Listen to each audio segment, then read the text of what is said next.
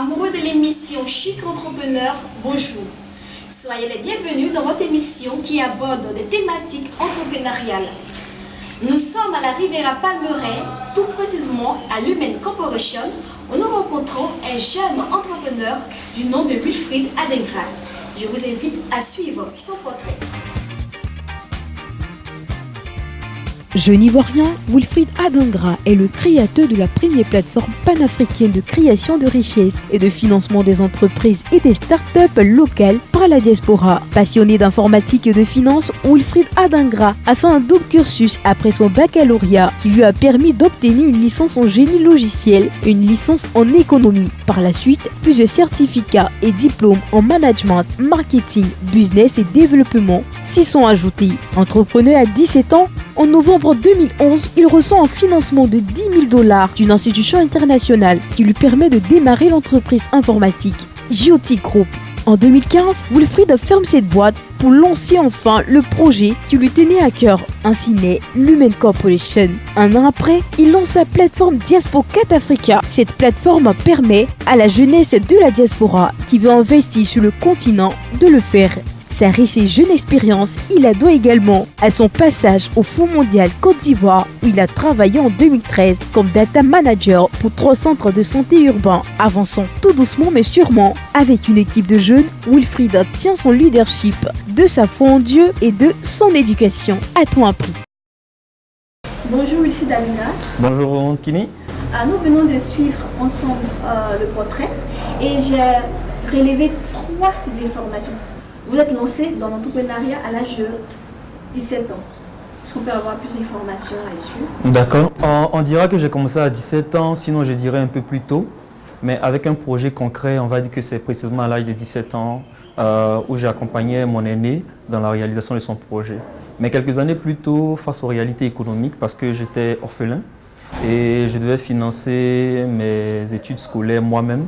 Donc il fallait que je développe des activités à caractère économique pour me permettre de subvenir à mes besoins, mais aussi m'acheter les bouquins scolaires pour étudier.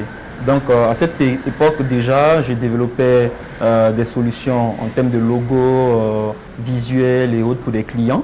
Et j'évoluais en tout jeune, mais bon, avec cette expérience maintenant, je pense que la passion de l'entrepreneuriat s'est vraiment bien assise. Il a été aussi indiqué dans le portrait que vous avez fermé une boîte pour celle qui vous tient à cœur. Qui nous reçoit aujourd'hui, c'est Lumen Corporation. Lumen est parti d'une idée que j'ai eue d'apporter quelque chose à l'écosystème ivoirien. À cette époque, peut-être comment je ne savais pas, mais à travers le financement que j'ai reçu il y a quelques années avant pour développer JOT Group, ça m'a permis d'asseoir mes compétences, de connaître mes lacunes, d'identifier mes forces, mes faiblesses et de travailler suffisamment à l'amélioration de mes compétences. Qu'est-ce qu'on fait probablement à Lumen Corporation? En des thèmes plus simples, ce que nous faisons, nous aidons les entreprises à se structurer, de sorte à être éligibles à certains financements. Donc on regarde un peu leur gestion managériale, la gestion financière et on développe des solutions à côté de cela pour participer à leur financement. Et c'est sur cette réponse que nous terminons la première rubrique de cette émission. Qu'est-ce qu'une entreprise? Comment se caractérise-t-elle? Une entreprise, c'est le thème entrepreneuriat de ce jour. Mais avant d'aborder, il faut comprendre l'entreprise dans sa dimension de la définition de l'entrepreneuriat. D'abord, il y a un secteur d'activité comme la boulangerie, où il y a un boulanger, la menuiserie, où il y a un menuisier, l'entrepreneuriat, où il y a un entrepreneur. Donc, l'entité par laquelle on définit la capacité de l'entrepreneur, c'est son entreprise. Donc, on évalue les performances de l'entreprise, sa capacité de production, des délivrances des produits ou des services, etc. Donc, c'est sur ces bases de performance qu'on évalue l'entité entreprise. Est-ce que vous avez des conseils à donner aux jeunes qui ont envie de se lancer dans l'entrepreneuriat? Je dirais que moi-même, j'ai besoin de conseils aussi, parce que je suis jeune entrepreneur. Mais pour ma petite expérience, je pense que je peux apporter quelques idées aux jeunes qui veulent se lancer en entrepreneuriat. Déjà, il faut savoir que l'entrepreneuriat, c'est d'abord un jeu. Mais un jeu, contrairement aux autres jeux, qui n'est pas un jeu fini. Quand vous prenez le football a un début, a un milieu, a une fin. Et celui qui remporte dit avoir gagné. Le thème gagner en entrepreneuriat, normalement, ne doit pas exister parce qu'on est dans un processus continu. Et la plupart des jeunes, qu'est-ce qui se passe? Ils se disent, bon, je développe mon projet, en 6 mois, je dois réussir. Mais qu'est-ce qui arrive si vous ne réussissez pas en 6 mois? Vous abandonnez. Quand vous dites à 1 an, il faut que je réussisse. En 3 ans, il faut que je réussisse. Si à l'échéance indiquée, il n'y a pas de succès, qu'est-ce que vous faites? Vous abandonnez. Ce que nous sommes en train de dire, c'est d'envoyer des gens à se dire, il faut que je sois là demain. Il faut que je sois là l'année prochaine. Et plus vous êtes là, vous avez la confiance du marché. Et le marché maintenant commence à acheter vos produits et services sur cette base. Parce qu'ils vous font confiance, ils savent que vous n'êtes pas prêt à quitter l'écosystème maintenant. Donc, si un jeune veut se lancer dans l'entrepreneuriat, il pense que tout de suite, il aura de l'argent. C'est une illusion. C'est une véritable illusion parce que nous, on accompagne des entreprises et j'ai reçu beaucoup de personnes qui m'ont dit, bon, nous, on vous confie notre entreprise en 6 mois pour qu'elle ait du succès. Je leur dis tout le temps que nous-mêmes, on n'a pas réussi un tel pari. Et c'est ce qu'on connaît qu'on présente. Les statistiques démontrent que la plupart des entreprises échouent avant 3 ans. Donc, ce qu'il faut faire, c'est de faire tout pour qu'après 3 ans, on soit là. Donc, c'est ce qu'on conseille. On met des mécanismes en place pour aider les entrepreneurs à gagner la confiance du marché. Si vous avez la confiance du marché, vous êtes parti pour longtemps. La raison pour laquelle vous avez commencé à l'âge de 17 ans, vous avez mûri le projet et tout ça. Je vais dire, à 17 ans, moi, j'étais à l'école de l'entrepreneuriat. Et je pense que jusqu'à ce que je développe Lumen Corporation, j'étais encore à l'école de l'entrepreneuriat. C'est vrai que j'ai échoué le projet. Bon, je n'ai pas échoué, j'ai fermé le projet géotique, mais avant le projet géotique, j'ai échoué 2 projets.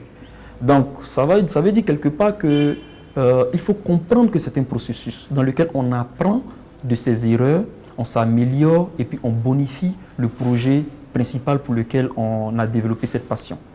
Quelles sont les procédures par lesquelles on doit créer une entreprise? Ok, je vais répondre à cette question en abordant sur 2 volets, le volet purement administratif et le volet, on va dire, stratégique. Au niveau du volet administratif, naturellement, il y a un environnement ici qui est bien structuré, qui permet la création d'entreprises dans un délai relativement court, donc avec le CPC.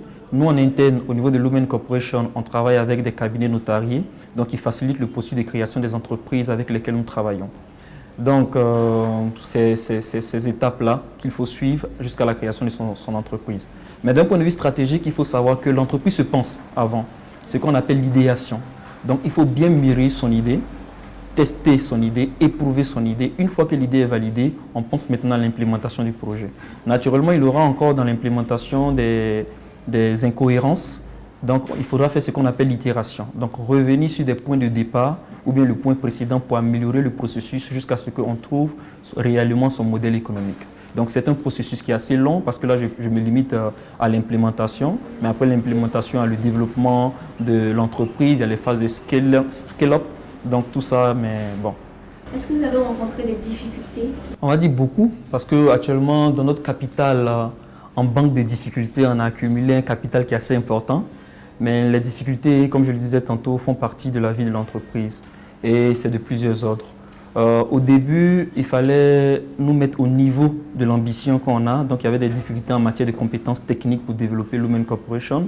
On a eu des difficultés d'ordre financier plusieurs fois, des difficultés d'ordre financier qui ont soit retardé le processus ou bien qui ne nous ont pas permis d'aller à la dimension où on voulait aller.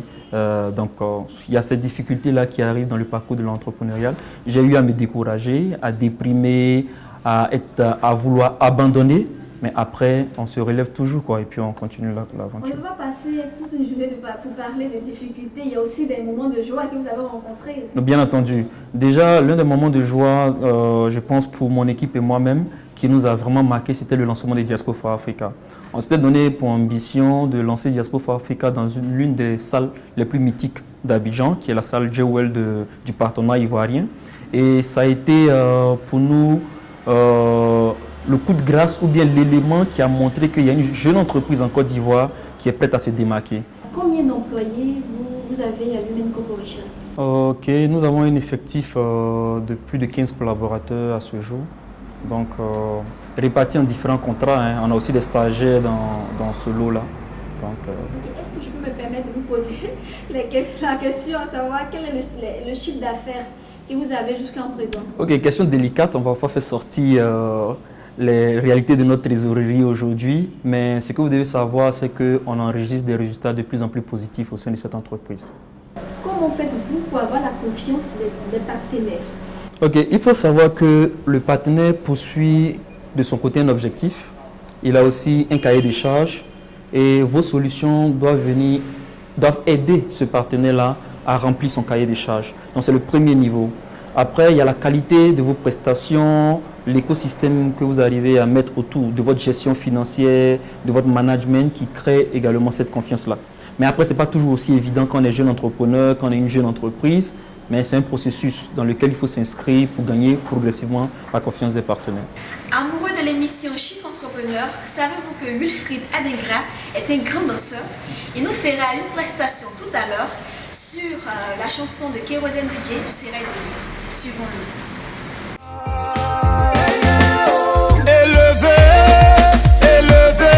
Tu seras élevé, oh. Quel que soit ce qu'ils vont faire pour te rabaisser, c'est zéro. Élevé, toi, tu seras élevé. Wow, wow. Élevé, tu seras élevé, oh. Quel que soit ce qu'ils vont faire pour te rabaisser, c'est zéro. Kassem Kafarani, oh. Tu seras élevé. Baby Philippe, dosez. Entre nous qui crûmes et vous qui doutâtes, lesquels a eu raison? Et c'est sur cette prestation que nous terminons cette émission. Rendez-vous pour une prochaine édition.